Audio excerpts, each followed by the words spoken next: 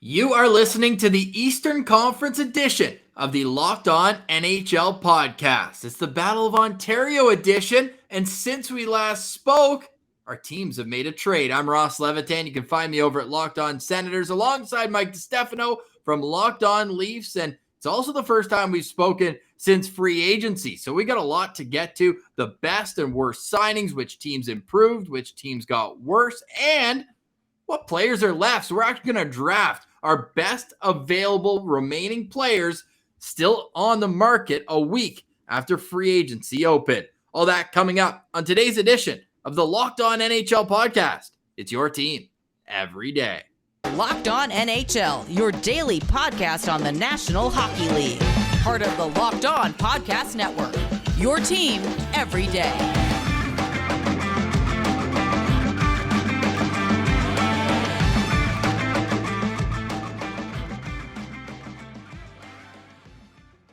Thank you for making the Locked On NHL podcast your first listen on this Tuesday, July 19th. We are free and available on all platforms, including on YouTube, where the road to 1,000 subscribers continues. So please smash the subscribe button. It also helps the show if you hit the thumbs up below to like the video and leave a comment. I want to know which team you think improved the most in free agency. Mikey, before we get to winners and losers, what is your overall impression here a week through the free agent frenzy? Well, I think overall, there's a lot of teams that did some pretty good stuff. A couple of teams that you shaking your head at and also still perplexed about Johnny Gaudreau's decision to go to Columbus, which we'll get into that in short order.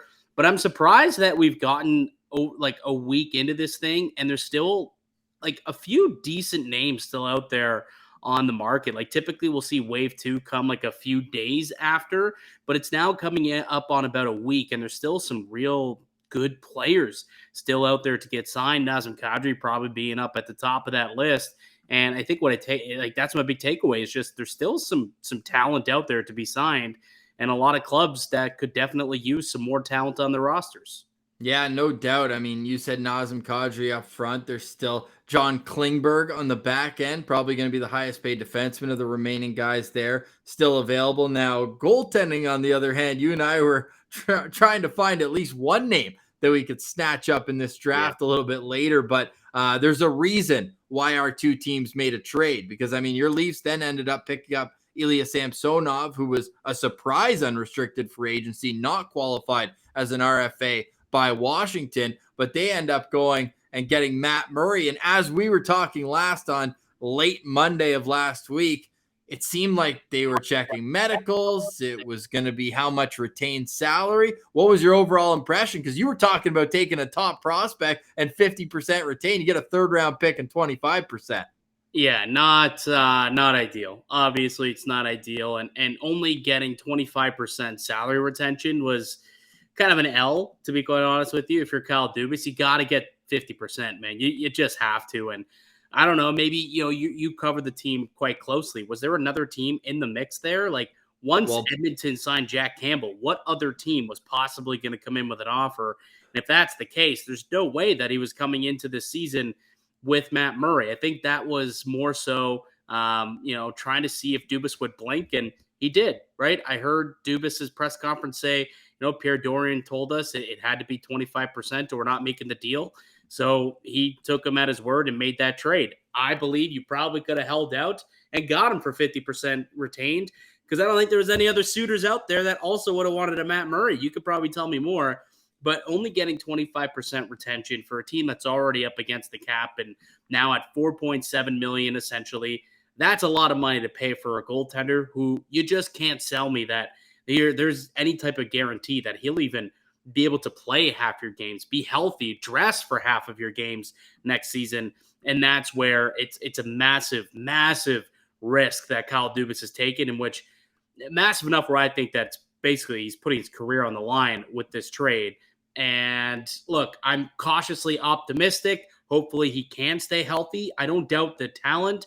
I just doubt whether or not he can stay on the ice, which has been able to do the last few seasons. Yeah, there's no question. I shared that optimism that you have right now 2 years ago when the trade was made. Ottawa gave up a second-round pick to get him, and they had to give up a third-round pick to get rid of him less than 24 Yeah, but months at least later. he had played, 40, 50 games a season up until Yeah. the trade. Now it's like, I mean, the guy's played, 38 games the last 2 years? Yeah, he got 5 wins last year. I mean, that tells you kind of all you need to know. And there Yeah, was it a tells me stretch that where he was they're unbelievable. There's a stretch where he was unbelievable, but Yep. again, like catching the puck, definitely not a strength of his. And I also felt like it was kind of one bad goal would turn into two. And with the way the Leafs Nation has high expectations for their goaltenders, I'd like to see after a tough stretch or a game or two how he's going to bounce back. I'm cheering for him. I mean, he's a likable guy. He's a Thunder Bay kid. We're always goalie friendly show, but best ability is availability. So it'll be interesting to see how that works out. But you mentioned what other teams were interested. Well, Buffalo was. Only problem is Matt Murray had that no trade clause. So even less leverage. Like, Interesting, what man. do you mean Interesting. he wasn't going to make the deal for more than 25%? You're telling me, Ross, that Pierre Dorian would have went into next season with a $6.25 million third string goaltender? I highly doubt that, good sir. Highly doubt that. I think could have held we took off Dion. 50%. We took Dion Phaneuf off your hands. We took Nikita Zaitsev off your hands in Ottawa, and now you know what? You got to return the favor. So Matt Murray, 2 years left, $4.8 million. I guess the way you could spin this is LTIR potentially if that goes in a certain direction, but he's hitching his wagon to Matt Murray for the final 2 years of Austin Matthews, man. That's crazy. But even if you want to, you can't even spin it as LTIR because that means that your goaltender is now either Joseph Woll or Eric Kallgren.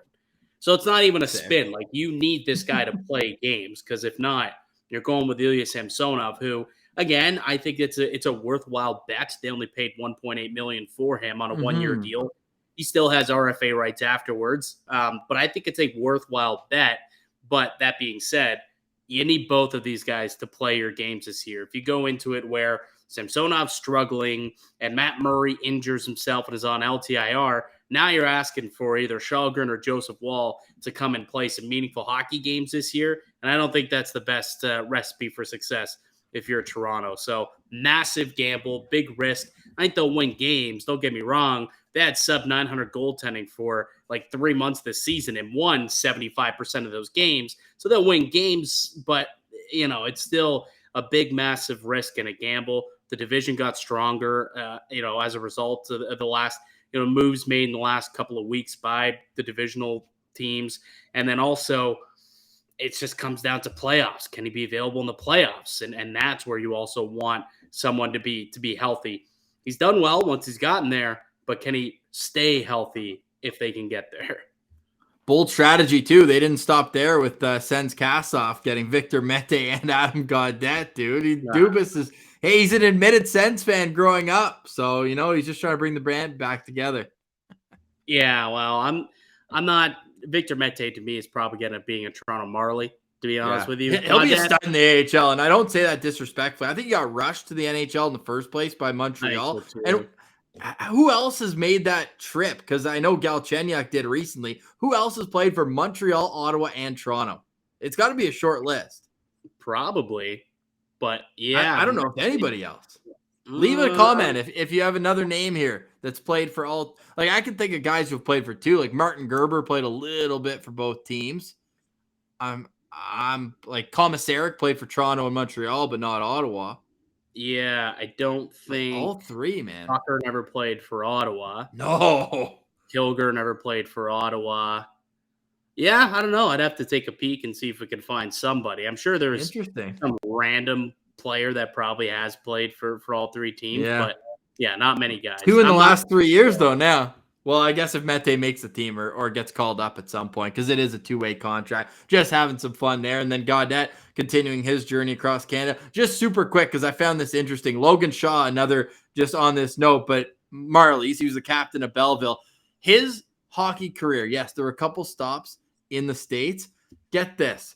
Cape Breton, Quebec City, Montreal, Ottawa, Belleville, now Toronto, Winnipeg, and for the Manitoba, so I guess there as well. 7 different Canadian markets this guy's played hockey in. That's pretty cool. Wow, that's crazy. That's crazy. Yeah. That's a guy who I'd let me lead around the country. He'd probably give you a pretty good tour.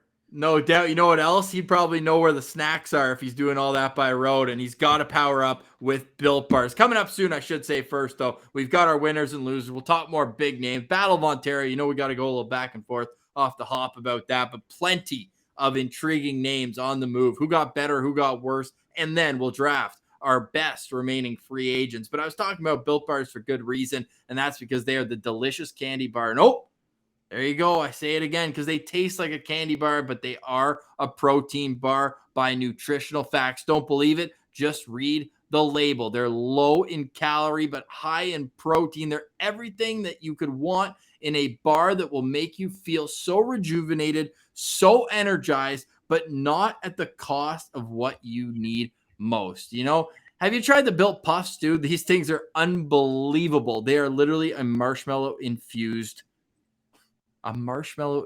protein bar. Are you kidding me with this? And they come in great flavors too, like churro, like banana cream pie. Only 140 calories for that. Sign me up right now. We always recommend getting the mix box of Built Bars because that way you can try them all. So try them all. Let us know your favorites. And then if you want to just stick with that one, go for it, or keep getting the mix boxes. That way, variety stays as the spice of life. Go to Built.com and get all your favorites right now. And they're all delicious, yes, but there's also new flavors coming out all the time. So check them out at Built.com. Go to Built.com and use promo code LOCKED15, and you'll get 15% off your next order. That's promo code LOCKED15 for 15% off at Built.com. All right, you're listening to the Tuesday edition of the Locked On NHL podcast. I'm Ross Levitan from Locked On Senators alongside Mike DiStefano from Locked On Maple Leafs here about a week. It'll be a week tomorrow since the end of the calendar year in the NHL. When that page turns, we get a free agent frenzy. I'll start with this, Mikey, because I know you teased it. The biggest move, it's a pretty obvious one, but it's a surprising destination. Yes, Johnny Gaudreau going to the Columbus Blue Jackets of all places, ends up leaving north of $15 million on the table to go to Columbus. And I don't think that it would have been taken, as bad as it was if the assumption wasn't all along that he wanted to go home, right? Which was one of those tri-state area type of spots, Philadelphia, New York, New Jersey. And ultimately he lands in Columbus and leaves money on the table. It's not going over very well, for people in Calgary, but the East just gets better. They take one of the best players in the Western Conference and they, comes East. And now I don't really necessarily think though, this makes Columbus a playoff team. What about you? I don't know. Like, I think by the end of the contract, I wouldn't bet against it over the next 7 years. But I don't know if I'm quick because like they've got this young core. They've had multiple first round picks now in the last 2 or 3 drafts going back. Kent Johnson, you're getting Cole Sillinger up there as well. Like those are some good pivots in the middle. And now if you can bring Laine back, who's still a restricted free agent, now you've got some wingers who can put the puck in the net. Bjorkstrand, we know, is underrated at that too. Like they've got depth at all positions. Voracek can still dish it. And now you've got these snipers coming in. Like, I like what they have up front. On the back end, beyond Werenski, I don't know if I love everything. They got some undercover guys. Like, I think Peaky's a good defenseman. But all in all, I mean, you're going to be relying on Merzlikins to kind of bounce back to what he was when he initially burst onto the scene with Columbus. And I don't know if I'm betting on, especially like New Jersey got better. Ottawa got better. Detroit got better. Washington's kind of in the mix there in the Metropolitan. I know they obviously had the forefront, but Columbus is going to have to kick someone out. And who else? Like Florida, I think got a little bit worse, but they're still a playoff team. To be there. Yeah, I don't know. But you know what? This might, and not that Yarmo is not going to sign him just because of that, especially for the first year, but this could be a part of a bigger play where if you convince Johnny Gaudreau to come, now all of a sudden, what do you have next year? What do you have next year in free agency? Or what do you have to attract the next player? because now you can use that as kind of a carrot. Are you saying potentially Matt Tkachuk? Whew. I mean, you think those two have got a good relationship? I don't know. Actually, I don't know, because Matthew Tkachuk's contract's up right now, and you got to think he's looking around the room, verbal meme, Will Smith standing around saying, "Where'd my boy go?" All alone, right? Like, I don't know how Matthew Tkachuk's feeling right now, especially after his team took him to arbitration here, as that just got announced right before we recorded. So we'll let the Western Conference boys to deal with that on tomorrow's Locked On NHL. But right now, when you're looking at the Columbus Blue Jays, like, if you had told me a week into free agency, the two biggest contracts in terms of annual average value would be the Columbus Blue Jackets and Ottawa Senators. Like, does that not just scream to you that the flat cap is suffocating the way that the media had kind of made it seem? Absolutely, because you're seeing these these teams who have been competitive for a while, and to be competitive, you got to spend money in today's era. In the last couple of seasons, these teams have had to pay out some money to these players when they're coming up, and now they can't go out and address things via free agency. It's these teams who've been rebuilding the last couple of years, who have that open cap space, who are now saying, hey, we got all the money to go out there and re-sign some free agents. Let's go out there and make a splash. So you're right. The Ottawa Senators are one of those teams. They went out. They made a few good signings, including New Jersey. New Jersey's the third biggest, right, with the Platt deal at $6 million per. I mean, the Rangers are always going to find ways to spend money. I mean, they gave Trocheck spend some money. They've had money for a while. Detroit going out. They made some big time signings. So yeah, I think that you're definitely onto something there, where the flat cap the last couple of seasons has really hindered a lot of these big players in free agency in particular. And it's also kind of empowered a lot of these teams who have been rebuilding, who had a lot of cap space and money last couple of years, to go out there and spend and try and get competitive themselves. So another just quick conversation based on a surprise breaking news that we had, I think 2 shows ago, and that was the Nikushkin contract, where I believe it was 6.1, right? On an annual average. In that range, 6.1 or 6.25, something like that. So he would have the third highest AAV of anyone signed in free agency. Do you think that he would have gotten that or more on the open market as well? Interestingly, I'm not sure if that would be the case. Maybe, but who would have given him that kind of money? What I mean? Like, let's say this. I mean, Burakovsky, line mates at times last year with Nikushkin, he got 5.5 from Seattle on a 5-year term, so $27.5 million there. And I'd imagine that 95% of scouts or pro scouts, guys watching Colorado closely last year, would say Nikushkin was the better player, though, right? In the playoffs, absolutely. Yeah, in the playoffs for sure. Absolutely, because Burakovsky had like 60-point year. Like, it depends what you're looking for. I think Nikushkin's definitely a better all-around player, but Burakovsky's got some finish to him.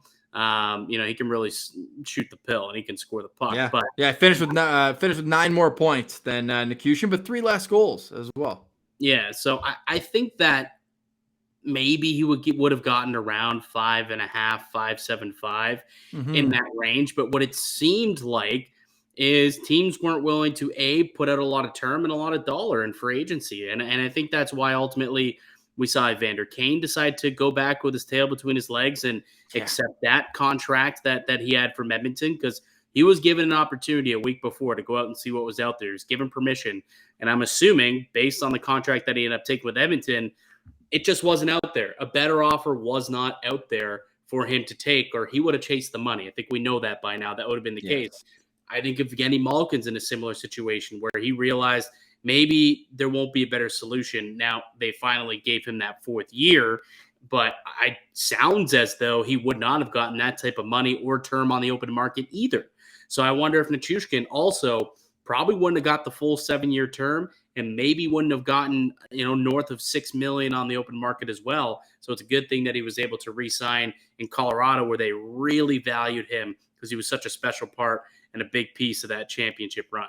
Which contract, when you first saw it, did you have to do a double takeout? Which one was the most surprising and not in a good way? Well, I think we have the same answer, I would say, on this one. I mean, given Eric Goodbranson $4 million per season over 4 years, that's what?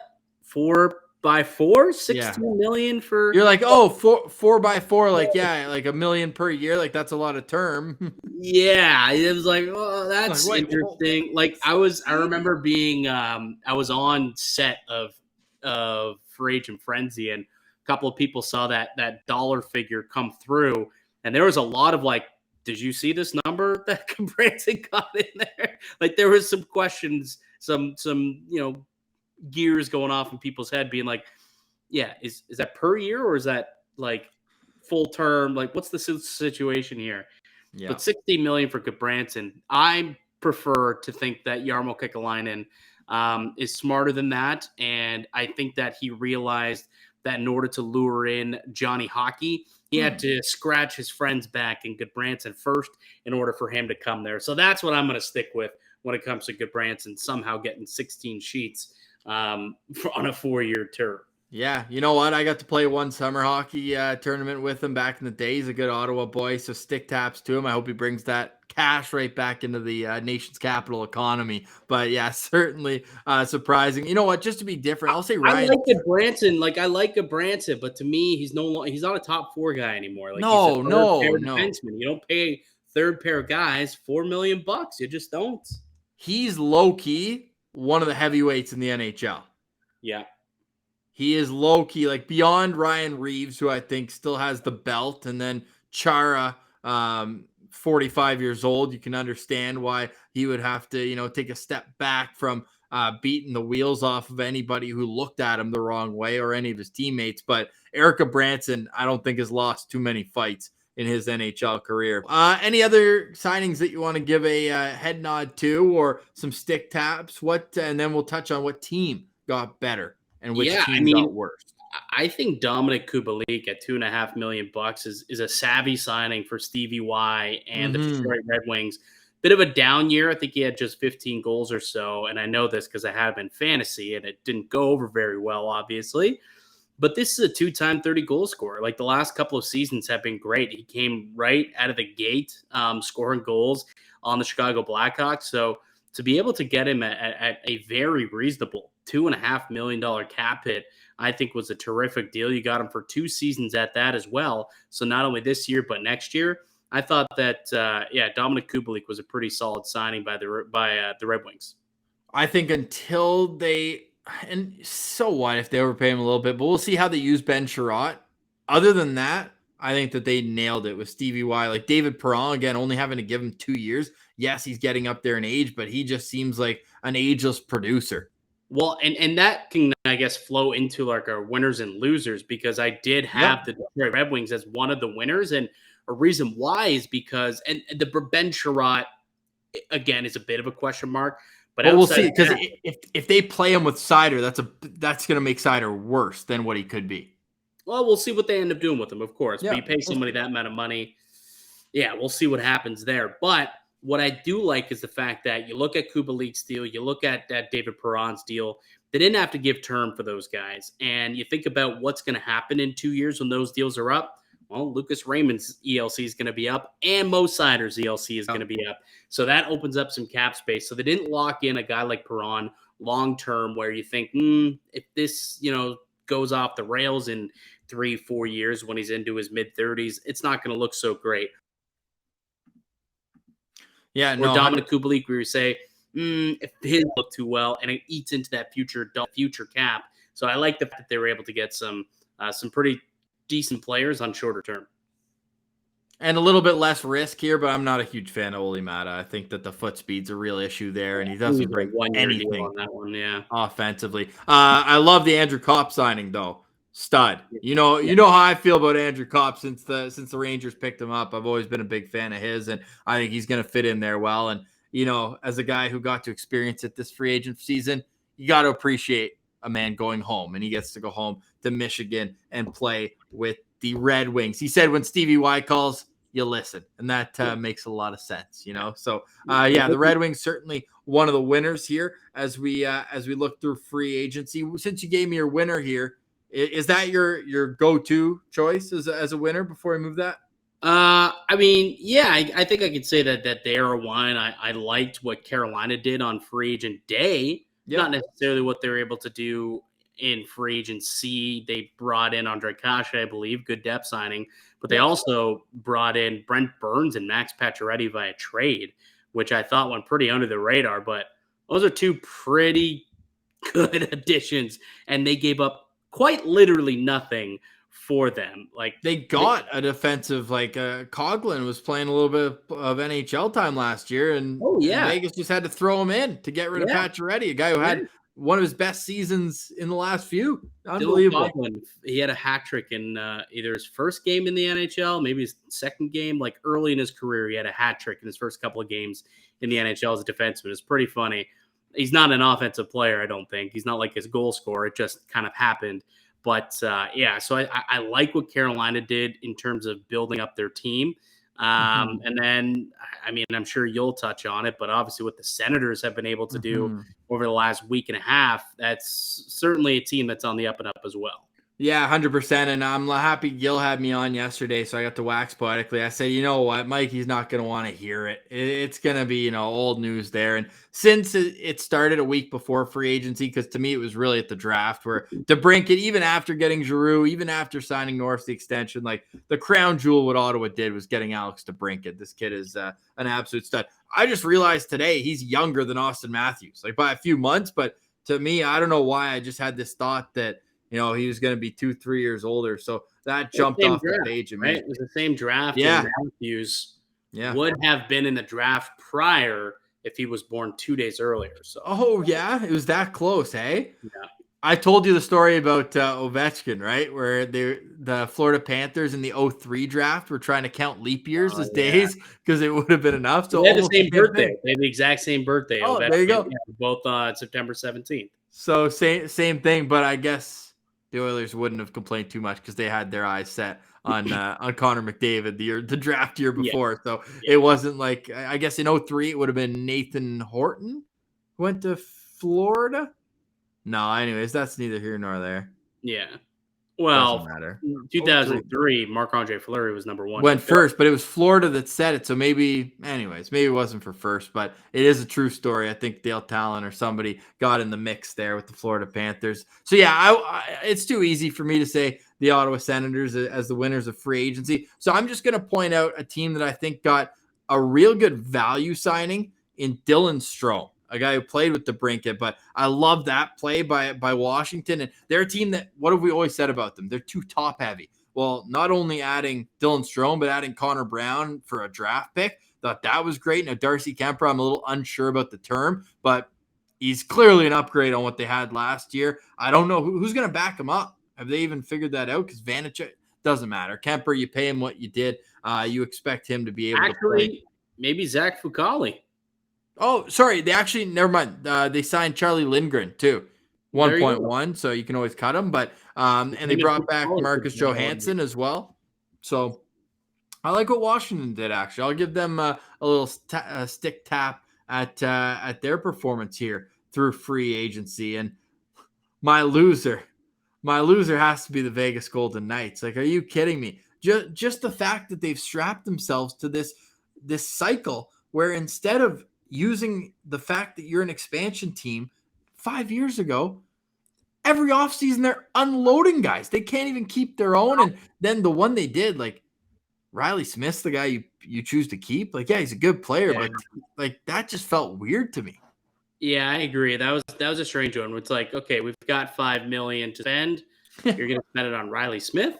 Really? Like, can't open up an additional $2 million and maybe keep Pacioretty instead of Riley Smith? Like, he only had one more year left on his deal anyways, and now you've got an extra 3 years into Riley Smith.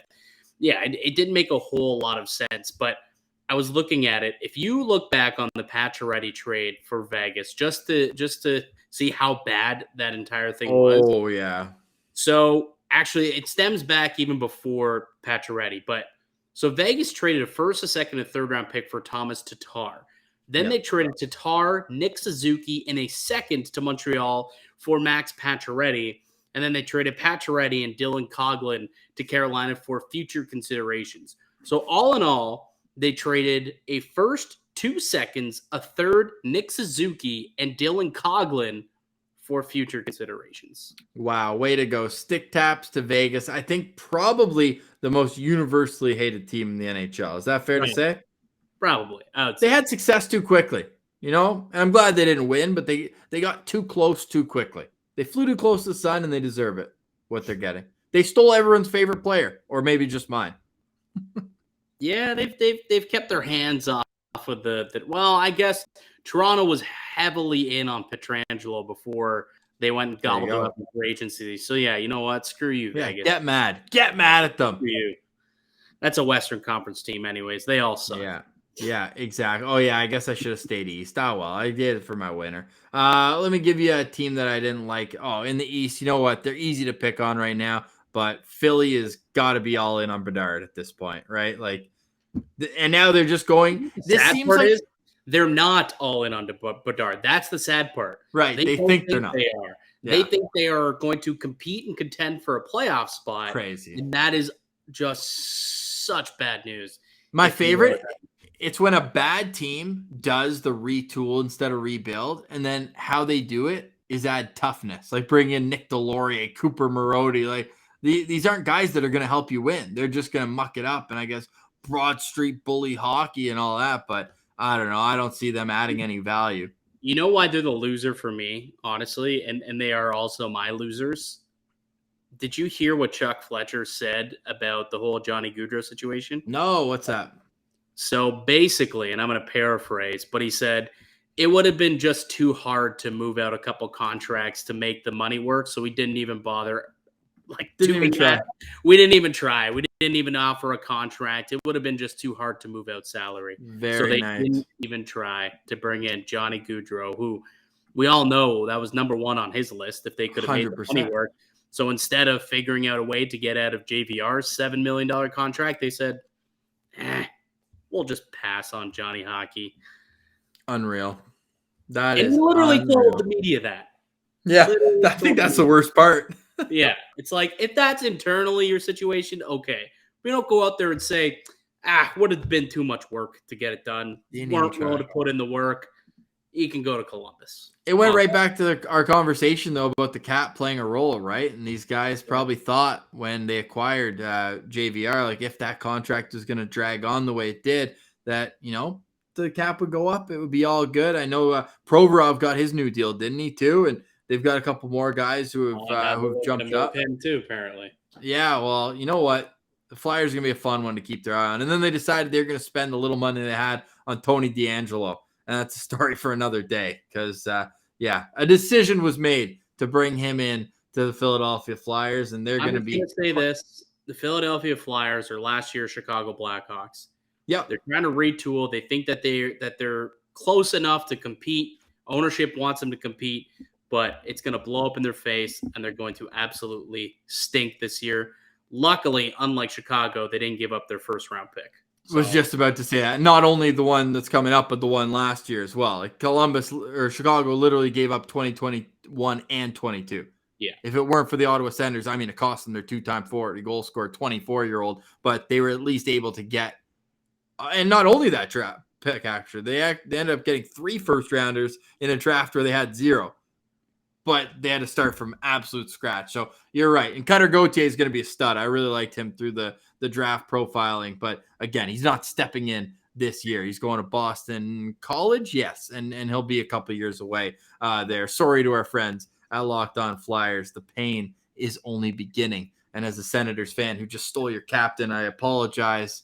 But I've been there over the last 5 years. And now we turn the page to the players who are still available. Coming up next on Locked On NHL with Ross Levitan and Mike DiStefano, we're going to talk about a surprising number of talented players still available. Stick around because a draft is on deck right here on Locked On NHL.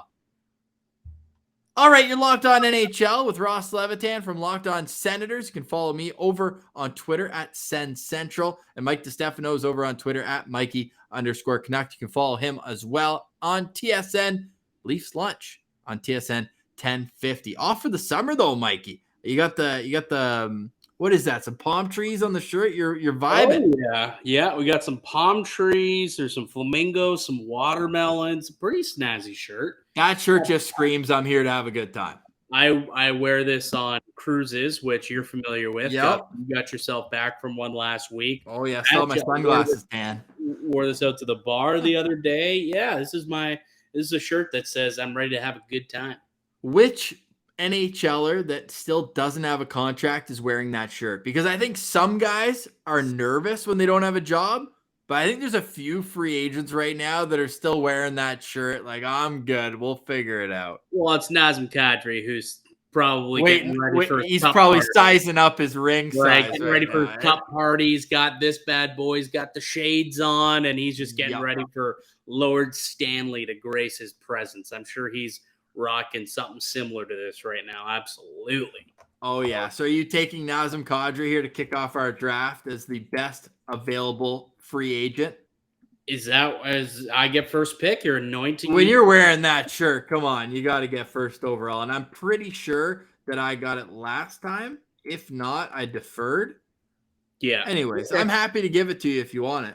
Sure, I'll take Nazem Kadri. Let's go ahead and let's do it. Let's get right into the draft. I will take. Do you know what's awesome? I pulled up our free agent draft of the top free agents, and he was your first choice, second overall. So I did draft first last time. I picked Gaudreau first as the best free agent. So Kadri was your first pick last time, and he's still available here as we're doing it again. So is he your first choice? He's going to be my first choice. Might as well take him. He's still on the board just like last time I took him. I will still take him with my pick today. So yeah, Nazem Kadri, my first pick. All right. Are we doing snake, or are we going 1, 2, 3, like back and forth? I think we should just go back and forth for this one, just based on the talent that's left. Yeah. So if you're going to take the best forward, I'll take the best defenseman. I'll take John Klingberg. Rumor is that he's having trouble getting the term he wants. Seems like teams are willing to offer him, 2, maybe even 3 years, but nearing 30 years old, and he's had a couple scares, not quite long-term injuries, but scares. And I don't know. I'm thinking, because the Sens are looking for right shot defenseman, but if they sign him to like a 6-year deal, like I wouldn't be stoked on that. But at the same time, he's by far the best defenseman left, and he plays that valuable right side. So I will take him as my first pick here in this draft. Yeah, he's a guy who's going to put up numbers. Last year had 47 points in 74 games, and I think that he's a pretty solid piece. Dash 28, though. Oof. I know, and that's a common thread throughout his career. Yeah, although he did play a lot of minutes for Dallas for a long time, but now Miro Heiskanen, who I think just had his 23rd birthday yesterday, is now the guy who's going to be taking over all those minutes in Dallas. Okay, so you're taking John Klingberg. Yeah. See, I debated on taking Klingberg with the first overall pick, I'll be honest with you, because that's the real market inefficiency is defense. There's not much D out there. So probably even wait. Well, both of us have just given up on goalies. I'm probably going to go out and say Nino Niederreiter will be my next pick. Nino Niederreiter, nice little winger. I believe he's, multi-time 25 goal scorer. But was he a product of his environment becomes the question. He is a one-time 25 goal scorer, actually, but he scored 21, 2, 3, 4, 5 times. He scored 20 at the very least. So I like Nino Niederreiter, though. I think that he's a really good player, and his analytics look good as well. So I think that Nino Niederreiter is still a guy who can come in and provide you real solid middle 6 minutes. I'll take him as a winger on the second line in Toronto for sure. I think there's a lot of teams that could see him as a second or third line type of guy who could just provide you with some secondary offense. One of those names where as I write it, it just looks like I'm spelling it wrong, but I'm double checking it. And it's got an IE and an EI in the same name with a double R in the middle. Like, come on. Yeah, I think it's NIED. Yeah, right? IEDERR. ERREI. Yeah, wild. Okay, it's one of those. Just don't look at it. Thank God I'm not a person who presses jerseys in Carolina. I'd be getting that one wrong more often than I'd like to admit. So you got Nino Niederreiter here as your third overall pick, your second choice here. What's the dollar amount you think he gets on the open market here? Why hasn't he signed? What's the dollar figure he's looking for, you think? His previous cap hit was 5.25. I'd be comfortable giving him a 3x4, like 3 years, $4 million per. 29 years old. Yeah, he might be looking for more, which is why he still hasn't signed. But yeah, if no one's offering it, I guess you got to take the best available. Maybe it is in and around that number. If it's 3 years, I think I'd go, 4.75. Like personally, I think I'd rather Nino Niederreiter than Ilya Mikheyev. Yeah, and he got some. He got 4.75. So yeah, wow. It might be go $5 million if I'm on a 3-year term, or 4 times 4.75, kind of match the Mikheyev deal there. I'd be in on that.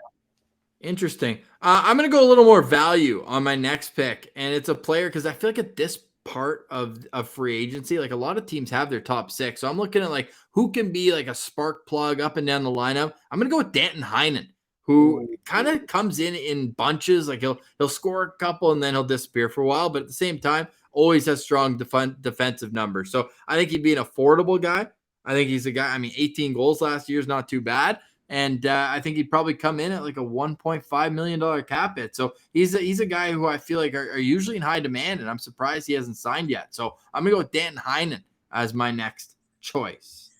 I'm going to go with PK Subban as my next choice, the first defenseman.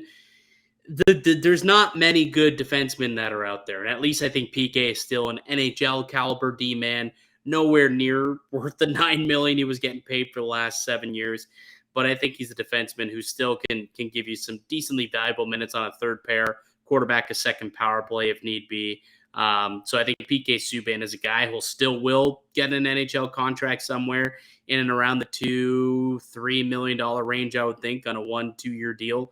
So I'm going to go with PK Subban with my next pick. Okay. All right. Interesting. I'm going to stick with value picks, and I'm hoping that he can catch the same fire that he caught at the start of this past season. Evan Rodriguez, who came out of the gate red hot, slowed down, and then this is his first year as an unrestricted free agent, 28 years old, but 43 points and making $1 million. Like, what kind of contract do you think he's demanding?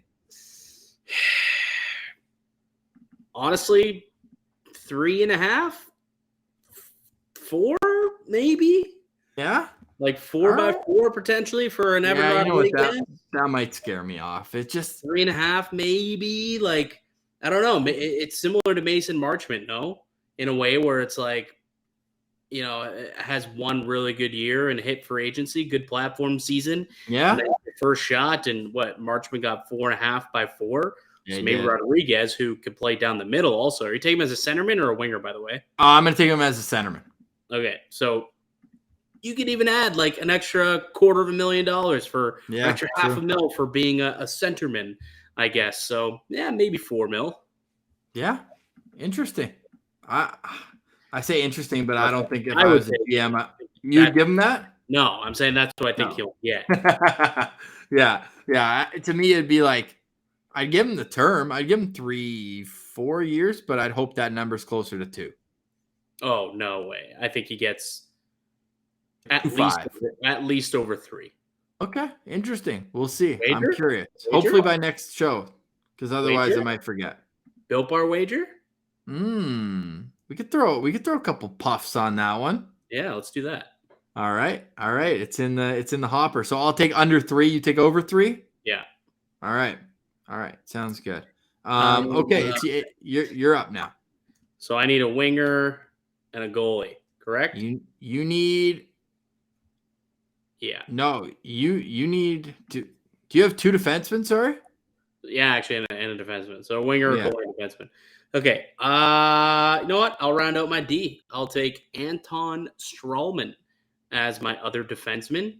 Anton Stralman, former Maple Leafs defenseman. But he's still worthy of playing third pair minutes. I think he can play a decent shutdown role. He's a bigger bodied dude. I'm gonna go with Anton Stralman and Subi Stralman as my D pairings. It'll work. It's slim pickings on the blue line. Slim pickings. It is. I'm going to go local, though, and a guy who, you know what? you'll never hear his name on the highlights for the right reasons, but I think that he's just that reliable veteran, like number 5-6 defenseman who can, block a big shot or make a big hit when he needs to. I'll take Calvin DeHaan at this stage in the draft. Oh, I didn't even realize that Calvin DeHaan was a free agent. Yes, sir. Yes, Look sir. at that. Wow. Interesting. Yeah. Manatic's finest. So then there's a lot of smoke that if Ottawa strikes out getting a legit top 4, he could be a fallback option. He's building his forever home out in Manatic, so we'll see. But just a steady presence and get him away from the gong show that was Chicago, and I think he could have a decent player again. All right, I like that pick. I guess I'll go with my winger now. My other winger. Let's go with the Iron Man himself, Phil the Thrill Kessel. Philly Kessel. How many goals last year for Phil Kessel? Like 5 or 6. He didn't very well, but he got a bunch of assists last year, if I'm not mistaken. Like he was still near, almost got 50 points last year, if I'm not mistaken. 52 points. He had 8 goals, 44 assists for 52 points. But this is a guy who has not missed a game since literally. So he missed like the first 2 weeks or first month maybe when he first got with the Maple Leafs. Hasn't missed a game in the NHL since. Like it's unbelievable. Wow. I know that's impressive. Unreal. And now he's got to be pretty close to Keith Yandle now that Yandle's Iron Man streak's done. Oh yeah. He's gonna pass it for sure this season. Wow, for sure. I mean, knock on wood. Yeah, I guess that's true. Well, remember he had like the kid and he played a shift and they got him a plane to go back to Arizona. So yes. His wife to have the kid. Then he was back in Toronto for the next game. Like literally one shift. Okay. Played the game, top of the bird, have a kid and get back onto the road to play the next game a couple nights later. Kept the streak intact. Oh my goodness. Do you think actually there's an interesting conversation that was going on in the Locked On NHL group chat today? Do you think that could be a hindrance for teams maybe not wanting to bring Phil Kessel in? Almost after the Yandle experience? Yeah. Like, do you think that could be the case why he's still out there? Maybe some teams just completely have him off of their board because they don't want to have to deal with any issues when it comes to an Iron Man streak? I actually think that's plausible. I don't think that's outrageous to say. Now, if it was a player that maybe was commanding more than 1 year, I would buy it even more, but Kessel can't be looking at more than 1 year. He might be looking for 2, but I think he could still play. I mean, he had 50 points last year with Arizona. Who the hell is he playing with? Nobody. Yeah.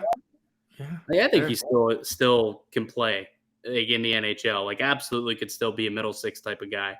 Go to a winning team, 1 year, $2 million contract, score half a dozen goals or score a dozen goals or so. And I think he could do it. All right. Now we're slim pickings here. We're going goalies. Good luck.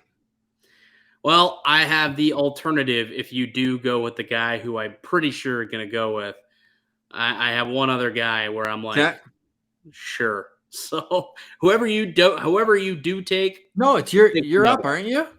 Or no, I've already written them down while we were having that chat. I'm taking Sonny Milano as my left winger. I just see a little bit of upside. A guy who was not qualified, so he's still under UFA age, 26 years old. Obviously, he's remembered for finishing off the Zegras goal, but this was a guy who, even coming up through the junior ranks, so he's always been a skilled guy. It was the Milano goal. Let's give him his respect. All right. We'll give it to him. I'm sure Zegras would like to give it to him here into his free agency period, but I like the upside with him. So I'm going to take Sonny Milano. I like him as well. Yeah. I'm going to shock you. Okay. With my goal selection. Jean-François Berube. Corey Schneider. Okay. I'm going to take Corey Schneider with my goaltending selection here. And I'll tell you why I want to take Corey Schneider, because a lot of people probably don't even know that the guy is still playing hockey, but he actually was in the AHL last season and legitimately played like the whole year in the American League. Well, played 30 games in the American League, but a .921 save percentage And then in the playoffs, a 927 save percentage and a 235 goals against. And I mean, at this point, it is slim pickings when it comes to goalies. They've all been picked over. Grice is signed. Halak is signed. Samsonov has signed. Everybody's gone. Eric Comrie has gone. There's no goalies left on the market. Even Keith Kincaid and Alex Stalock have signed. These are the guys that we would have picked. Alex Lyon, Colin Delia.